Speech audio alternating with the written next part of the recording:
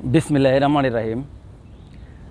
জয় পরাজয়ের চিন্তা করবেন না, হার জিত তো চিরদিন থাকবেই।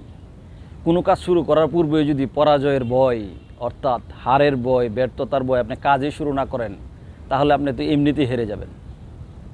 অনেকেরই অনেক বড় কিছু করার স্বপ্ন থাকে, কিন্তু বেশিরভাগ মানুষই সেই স্বপ্ন পূরণের কাজটাই শুরু করতে পারে না, কারণ ব্যর্থতার ভয়। আপনি যখন কোনো কাজ শুরু করার পূর্বে ব্যর্থতার ভয় আসবে, তখন আপনি ভারতের প্রয়াত রাষ্ট্রপতি পরমাণু বিজ্ঞানী এপিজে আবুল কালাম স্যারের 5টি কথা মনে রাখবেন সবসময়। 1 নাম্বার হলো যে আই এম দ্য বেস্ট, অর্থাৎ আমি কাজের জন্য আমি উত্তম, আমি পারফেক্ট, আমি কাজটা করব, আমার দ্বারাই হবে। 2 number I can do it, আমি হ্যাঁ করবই, আমি হ্যাঁ করে দেখাবই, আমিই পারি। 3 number I am win, I am victory, অর্থাৎ আমি জিতব, জেতার জন্য আমার জন্ম হয়েছে, আমি বিজয়ী, আমার জন্ম হয়েছে বিজয়ের জন্য। 4 number Allah is with me, অর্থাৎ আল্লাহ আমার সাথে আছেন, সৃষ্টিকর্তা আমার সাথে আছেন। আল্লাহ যদি সাথে থাকে তাহলে তো আপনার কোনো চিন্তা নেই, আপনার কোনো সমস্যা নাই, অনায়াসে আপনি কাজ করতে পারবেন, আপনার কোনো পিছু টান থাকবে না, আপনি হতাশ হবেন না। 5 number today is my day, যদি কেউ মনে করে আজকে আমার দিন না, তাহলে সে কোনো দিন জিতবে না, সে কোনো দিন পারবে না।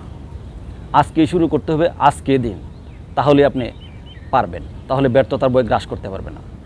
এই বিষয়ে ইসলামী একজন বিখ্যাত মনীষী হযরত আল্লামা ইবনুল আরবী রহমতুল্লাহ বলেন যে জীবন চলার পথে কখনো ভেঙে পড়বেন না, কখনো হতাশ হবেন না, কারণ প্রত্যেকটা পরাজয়ই এক একটা জয়ের হাতছানি, অর্থাৎ তোমার প্রতিটি পরাজয়ই এক একটা জয়ের আহ্বান।